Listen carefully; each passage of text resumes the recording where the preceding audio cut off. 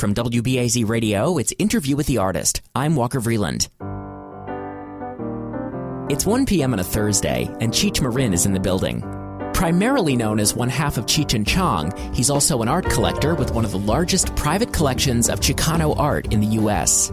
He's in town being honored as Art Hampton's Patron of the Year at their International Fine Arts Fair. I spend the hour before he arrives sitting in the studio and twiddling my thumbs like an idiot. As usual, I'm nervous, and I keep neurotically wondering if I should have gotten stoned before the interview in order to have a greater appreciation of his stoner humor. But then I remember that live radio show I have to host later that day, and I realize that under the influence of marijuana, I'd have a full-blown anxiety attack. Okay, can you just say something into the mic so we get your levels? Hey. Perfect. That's all I need. Cheech Chong is one of the most successful comedy duos of all time. Their phenomenal success led to 9 hit comedy albums, 8 hit films, and multiple Grammy nominations.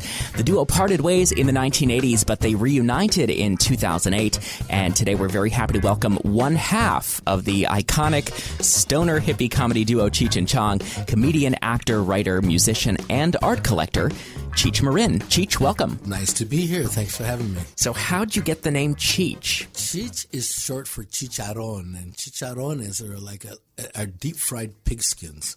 They're like pork rinds, you get them in the store. Okay, sure. Crispy, like a Mexican potato chips.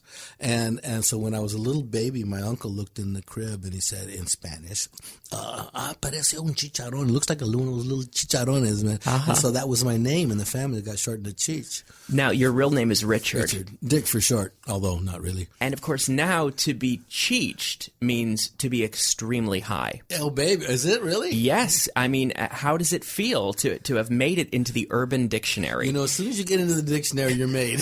That's right. You have made it into the marijuana vernacular. Oh, baby. Yes. According to the Urban Dictionary, the definition of cheeched is when you get so glazed over from smoking the weed that you can't tell up from down. I like that. Yes. So used in a sentence, back in the day when we were burning a quarter a day, we got good and cheeched. Really? Yes. I love that. And I don't think I've ever felt as white as I did just now reading that sentence. So you are what generation Mexican-American? I am third generation. My grandparents came here from Mexico when they were teenagers.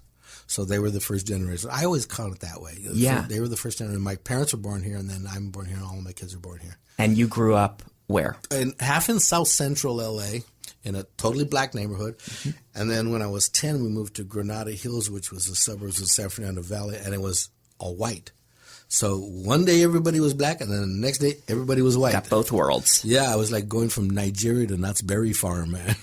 And you speak Spanish? I do now, yeah. But I didn't grow up speaking Spanish. I grew up hearing Spanish, but I didn't speak it on. And so I got to be around 40, and I go, you know what? I know enough of this where I get tired of saying, I used to want a beer right now, Right. And so I started taking lessons, and hanging. I started going to Costa Rica a lot. And for months at a time, and you had to, immersion. Right. Yeah, that's the way to learn. And what did your family think about the name you made for yourself? Were they supportive? Oh, yeah. I had a job.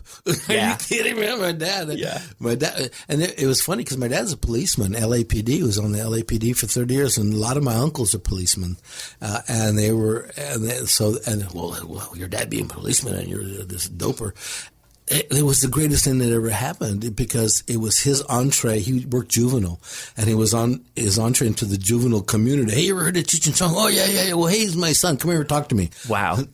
Did you expect Cheech Chong to become as huge as it did? No. I just I knew we were funny. I knew we were good, and I knew we were different.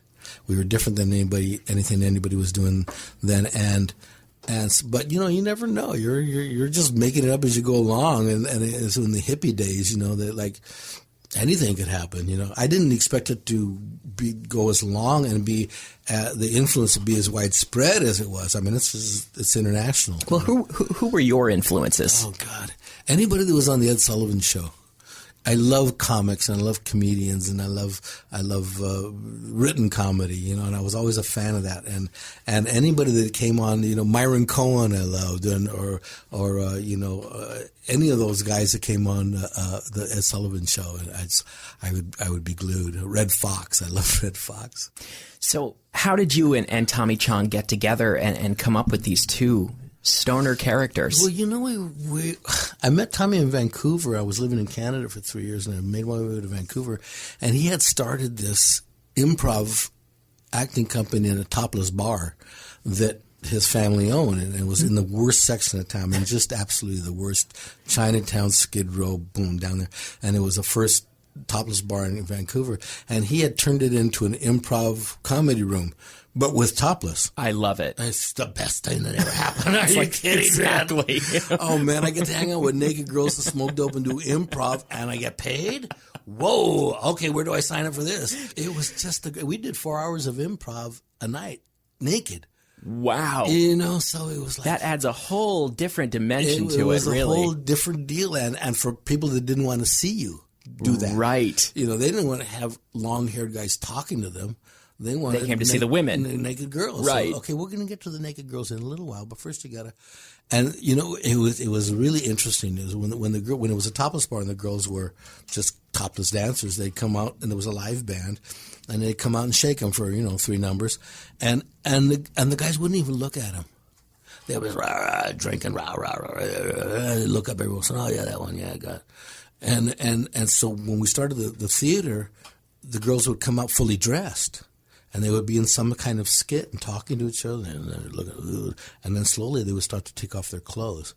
And then the pure interest, you could hear a pin drop, and these guys were glued to that. You know, the only problem was they didn't drink as much because they were so transfixed. So you guys, you had so many hit comedy records at a time when there was such a thing as a hit comedy record. Yeah. I mean, nowadays, comedy records have sort of become obsolete. Yeah, well, records have become obsolete. True. You know, the thing is, we were in a golden age of recorded comedy right then. It was us and George Carlin and Lily Tomlin and Firesign Theater, Ace Trucking Company, National Lampoon Radio Show. All those, we all came out at the same time. And it's like, oh, okay. And so we were record makers, so... Our competition was Led Zeppelin and the Rolling Stones, really not other comics. We were on the pop charts. And, you know, when listening to your albums, what stands out for me and for so many people is the detail. Yeah. I mean, each scene is set so completely, almost like a scene in a movie. So, you know, each track achieves this realistic, almost visual effect. Yeah. I assume that was intentional. Oh, absolutely. Yeah. No, it just happened. No, I mean, our influences were radio theater, you know, and one of my big influences was Ken Nordine, who was he was a voice, and he did a series of albums in the early 60s called Word Jazz, and he had all these sound effects going in there. Like, oh, I want to do something like that. That's cool. But mostly radio theater, so we just created radio theater, and you know, you had to put yourself into the scene because everybody else's comedy, Carlin, Lily Tomlin, whoever, were live recordings of their act in a club. Exactly. You know, so it was great. I loved them, you know. Sure. But we were different. We did it in the studio. It was like, you know, we didn't have a live audience, so we had to make it something interesting. And we kind of tapped into that days of everybody was wearing earphones and, you know, big stereos and sound effects and panning from left to right. So we played right into that, you know. And did you hire other actors, or was it you and Tommy doing all the voices? Always me and Tommy, just in the studio. Hey, we need a voice here. Can you do that? Yeah, okay. And we just do it. And we used the recording technology at the time, and we could do 20 tracks. And multi-layers. Okay, we got 2 more tracks that are open here. What else can we put on there? So you kept layering and layering and layering. Wow. Yeah, and it just kept going over. And then it got to be its own deal. And it was so out of the norm that, like, it really caught people. You know, well, I'm listening to my headphones of Sgt. Pepper. I can, wow, Cheech Chong, wow, that helicopter pan from left to right. Wow, it was almost better than a punchline. Yeah, you know? Exactly. So what was your process? Did you create these characters on the improv stage in Vancouver, or did you create them in the studio? Some of them we transferred from Vancouver, but not many.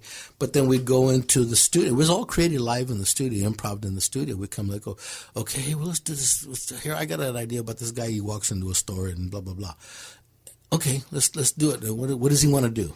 He wants to buy this and get out of there. Okay, and so we started improving it in front of a mic. And why we could do that, because it was just two guys in a room the size that we're standing in now, and two microphones. There wasn't great expense. But you couldn't tell if it was funny or not, or if they were going to laugh at it, because there's no audience there.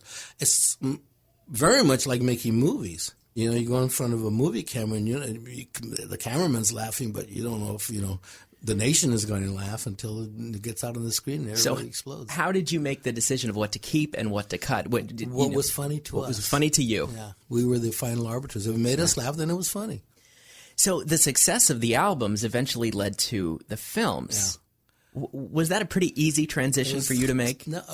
To make actually the technical transition to go to movies was the easiest thing in the world. To get a movie made, it was a long slog, because they didn't know what we were doing. Even when they saw it, they didn't know what we were doing, the movie guys. And because the movies was transitioning from the old, Hello Dolly kind of big studio extravaganzas, where's Barbra Streisand, to all of a sudden the hippies were coming in, with Easy Rider and all those kind of films, Blow Up. And these indie films. Yeah, but the studios were making these indie films because, hey, who knows? The kids like them. And so they didn't really know, but we made them for a price, and then we went out and got the money. And so there was really no lose for them, So, and then they were successful. So but the actual process of getting in front of the camera is what we were made to be. We were made for this. So, and it was really the only time I really truly connected with what we were doing, when I saw us on screen. Mm-hmm. And we were using the sound and the voices and the movement and the music and this is the instrument we should be doing. And you'd come alive. It was like unbelievable. Like this is what we're supposed to be doing. So was there a script for your first movie, Up in Smoke? There was a script, but a script that we understood. I mean, you need a real detailed script if you're going to hand it off to somebody else, and they're going to make it.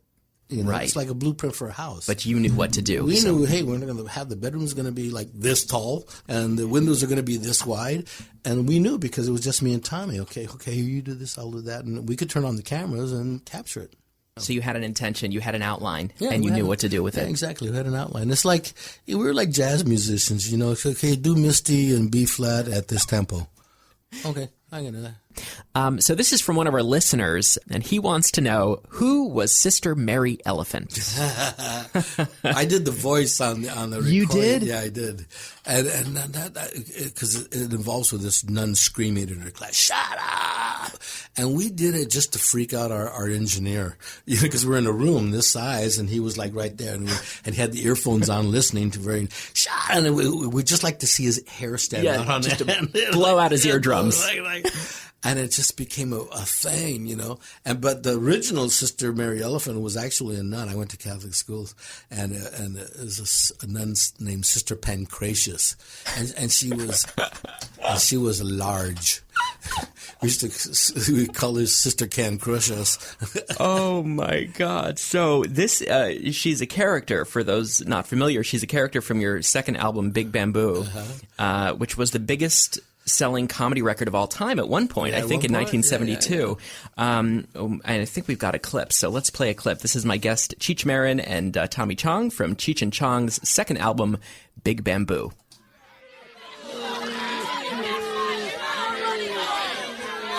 Good morning, class.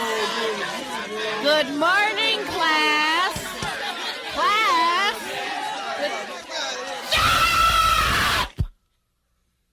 Thank you. As you know, your regular teacher, Sister Rosetta Stone, is on a small vacation. However, she does send her love and these finger paintings and dust cloths she's making. I am your substitute teacher, Sister Mary Elephant. Class, attention. Attention, class. Class. Shut up! Thank you. Young man, now give me that knife. Was that your real voice? Did you affect it? No. That was right. Straight from the cord to the vinyl. Another listener wants to know, is Dave there? Yeah. That's probably, Dave's not here. It's probably your most famous line. It is absolutely one of the most. It was there again. It was an improv, unintentional improv. We were making our first album. We were using this rehearsal hall to kind of work out how do we translate what we're doing on the stage to record. How can we do stuff they can't see us? So we have to do stuff that's funny when they hear it. And so Tommy it was a really hot day. It was like August in LA, and it was sweltering. And Tommy was in the air conditioned room, and so he says, "Well, let's do this bit, and you go out and knock on the door, and I'll open it, and then we'll start the bit." And it was a whole other bit. And so I said, "Well, get in the mood, man. Put on the coat and the hat and everything." Okay, great.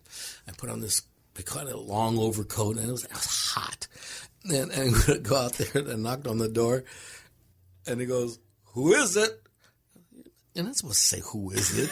That's not the bit. And so I knocked on the door again. "Who is it?" And I go, "All right, it's an improv. Do an improv." Right. And so that's why I made it this name right out. It's Dave. Let me in. And we proceeded to do what became the bit. Actually, what he was running a little tape recorder, a little cassette, and he wanted to see if it was working. And he didn't see the needle move, or he didn't know if it was working, so he kept repeating, "Who is it?" And he was looking at the needle. And you thought it was the part of the improv. Yeah. And it's not, and he opened it, and his tears are coming down his eyes. You got to hear this. So we played it back, and we both fell on the floor laughing. That was the funniest thing, because just the timing and the frustration and how it tapped into the paranoia of the time. Well, you picked up something real. It was genuine. I was like, "Come on, man, open the door." Open the door. There was the cops around here, and we took that tape and we took it up to our producer, Lou Adler, who was upstairs, and something. We played it for him, and he just rolled on the ground. So we knew but we had to go into the studio that night. We did work all day writing, and then we go in the studio at night and record. So we had to record it that night. So we had to recreate that, and it was never anywhere near what the original one. The original one was just helpless, Well, it's pretty funny stuff. Yeah, it was translated all around the world, All right, well, let's take a listen to the original. This is Dave's Not Here. That's the title of the track. It's called Dave. And that's from your very first album, Cheech and Chong. It's Dave. Called, Dave ain't home right now. Who is it? It's me, Dave. Open up, man. I got the stuff.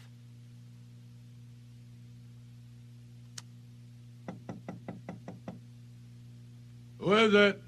It's me, Dave, man. Open up. I got the stuff. Who? It's Dave, man. Open up. I think the cops saw me come in here.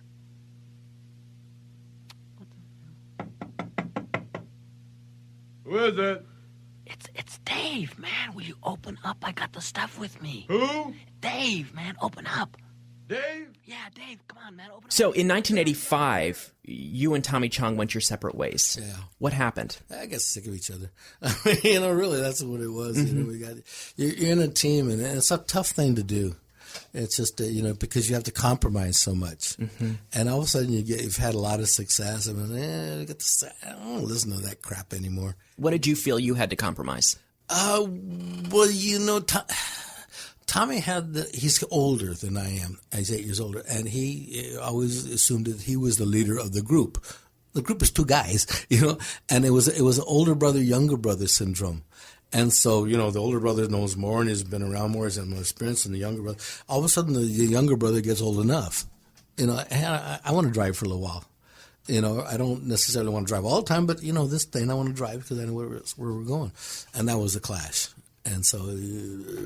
you wanting some autonomy to take some control? Yeah, he just, as I had to, I was old enough where I just... I don't need to get your permission anymore. Come on, let's do it this way. Right. And it's one of those deals. So after you guys parted ways, you began your solo film career. As an actor, how important was it to you not to be typecast as a stoner? The criterion to do any project after that was it couldn't have a big joint in it anyway. That was the only prerequisite. That was the only thing that I couldn't have a big joint in it, and so the problem the problem was how to become. Cheech is like how to become Cher of Sonny and Cher without Sonny, and how to become Cheech without Chong. Sure. It's a whole different identification. So you set about it, one gig at a time. And you did a lot of TV and film. You co-starred with Don Johnson in Nash Bridges on CBS.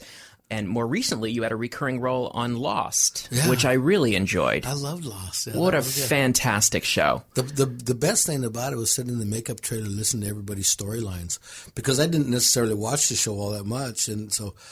And I was listening, well, how is this, because along with everybody else who was watching the show, well, how did you get there and how's this? How do you really, how are you still working when you died 2 weeks ago? Right.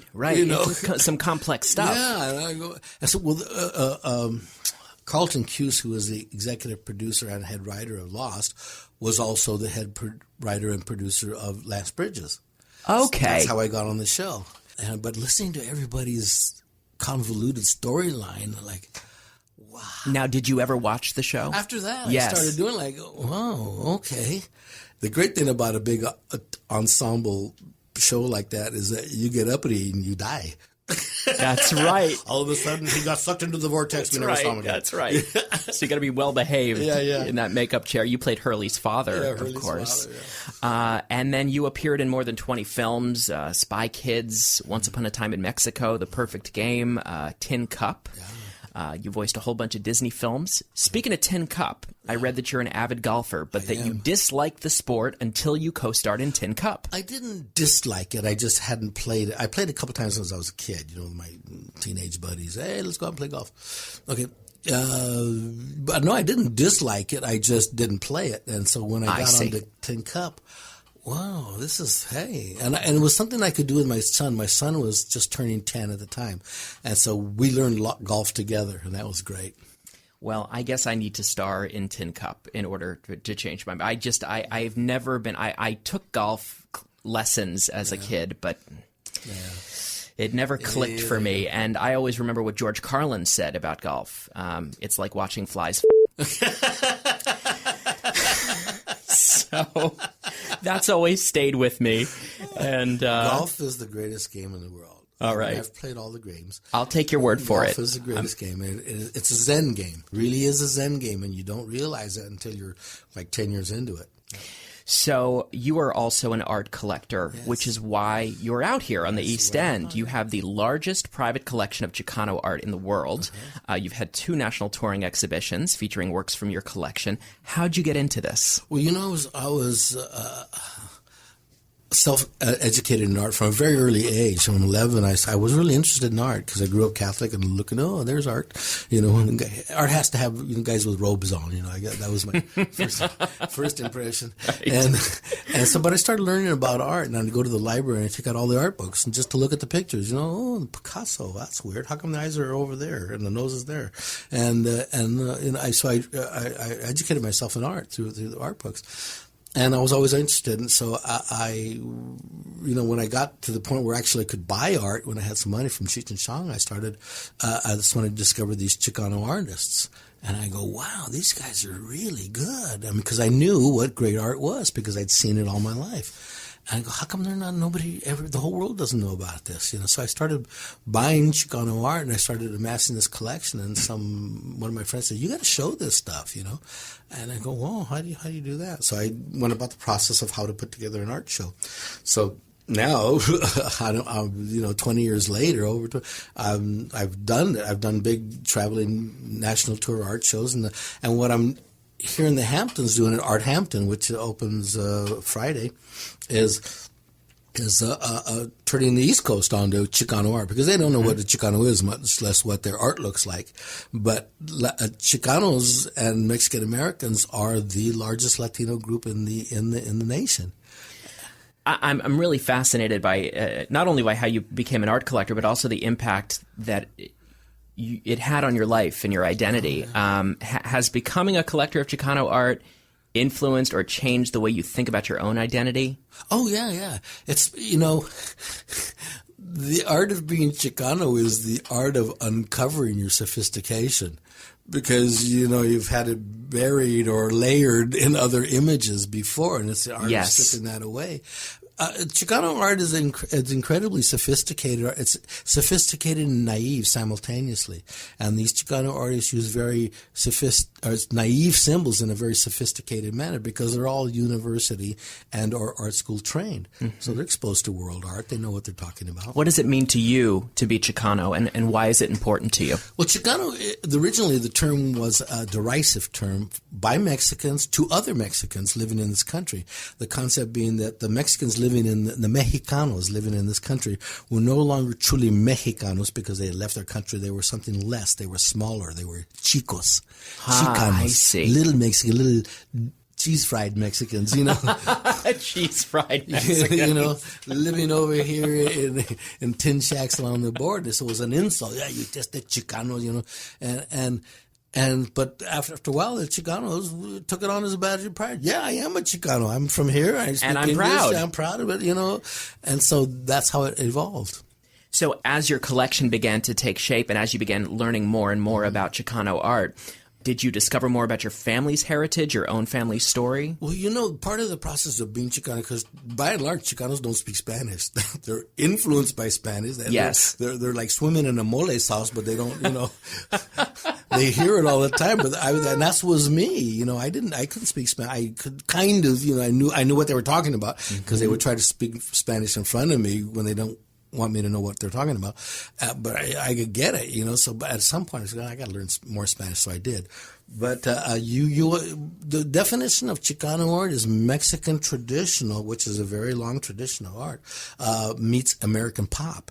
Yeah. And where those two things clash and join and fuse and create something new that's neither of those, but even greater than the whole. It's a gestalt that Chicano art is born. I know those are all very NPR-ish questions, but I appreciate you indulging me. The thing is there was a statistic released by the Department of Statistics or whatever a couple of months ago and this is a great one, 50.6% of all children born in this country under the age of 1 are Latino.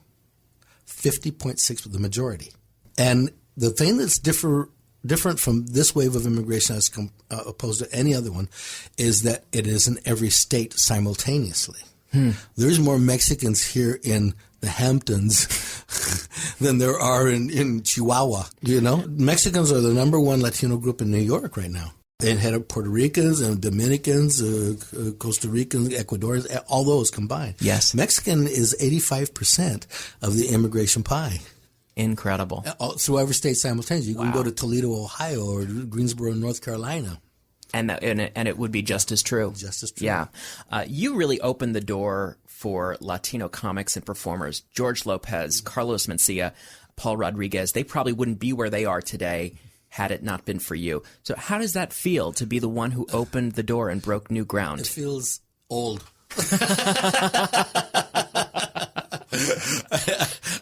I knew these guys from before they were comics. Wow. Really. George Lopez I knew before he was a comic. So did you ever anticipate that you and Tommy Chong would reunite after all these years? I thought it was a real distinct possibility, and we did. Because being on stage with Tommy is like easier than breathing. I mean, it must be second nature to you. It really is. We hadn't worked together for 20-some years, and we got on stage and didn't even have a rehearsal. Wow. Like really, not a rehearsal. We're just kind of like, hey, let's do this bit and then we'll do that. But it's in your bones. It's just like that's the scary part. It's so a part of your DNA that right. It's like. Well, I know you were planning a Cheech and Chong reunion in 2003, and then Tommy got busted. Yeah. It was a drug paraphernalia charge, and he went to jail for 9 months.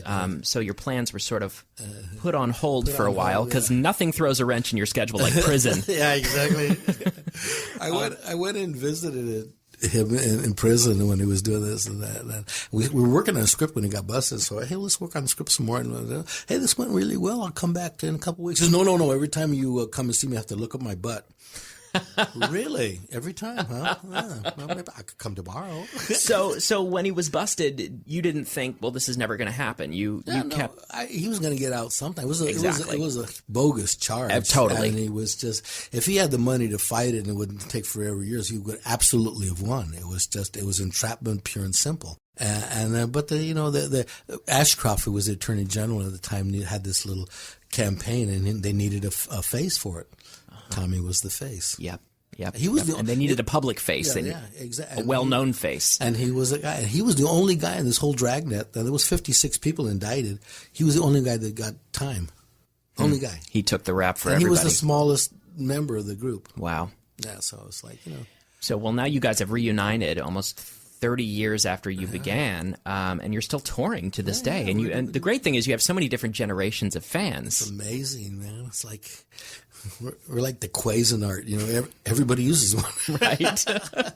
Do you sometimes feel like you've done everything? I mean, you have been a successful comedian, actor, writer. You're an art collector. You write children's books. You write children's music. You were on Simon Cowell's Celebrity Duets. You were on a cooking show. You beat Anderson Cooper on Celebrity Jeopardy. Yeah.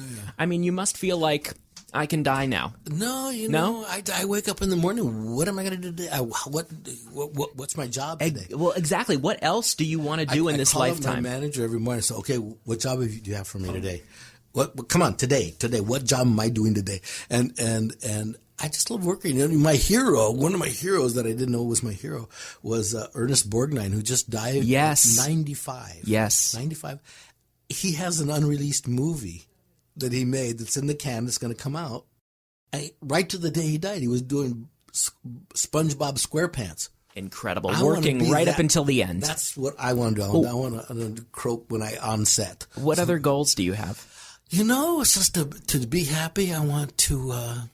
I'm a single-digit golfer now, so that's one of the goals. Congratulations! And I want to see my grandkids grow up, and my kids being very successful, and everybody to be happy, and bring peace to the Middle East. Come on, guys, can't we just get along? Rodney King, yeah, that's it.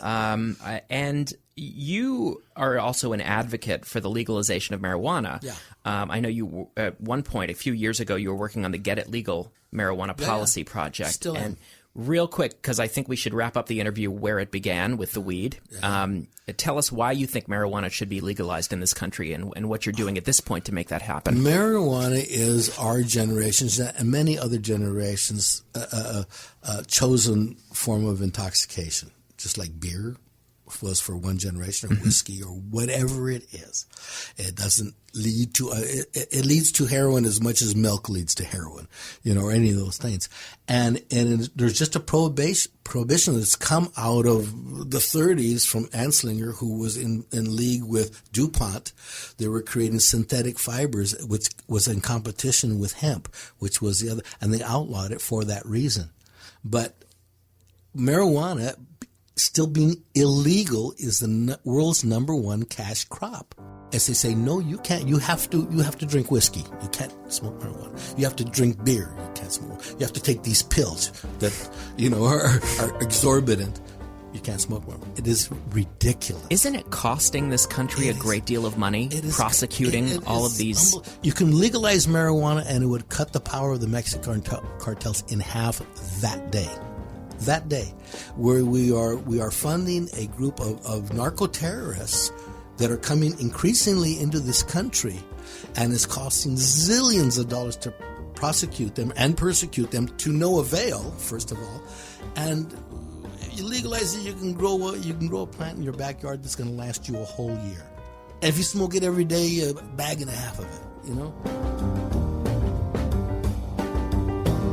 Lessons learned. Number 1, I should probably never say this sentence again. Back in the day when we were burning a quarter a day, we got good and cheeched. Really? Yes. I love that. Number 2, if you're ever on a series, don't get uppity or you'll get killed off. Or in the case of a J.J. Abrams show, sucked into the vortex. And finally, number 3, Cheech and Chong have developed a new online game based on the idea that you can get pot quicker than pizza delivered to your home. It's called Pot versus Pizza.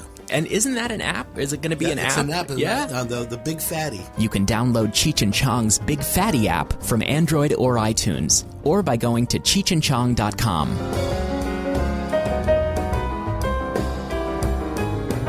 Interview with the Artist comes to you from WBAZ Radio. I'm Walker Vreeland. Leave your comments and listen to past episodes on our website, interviewwiththeartist.com. Thanks for listening.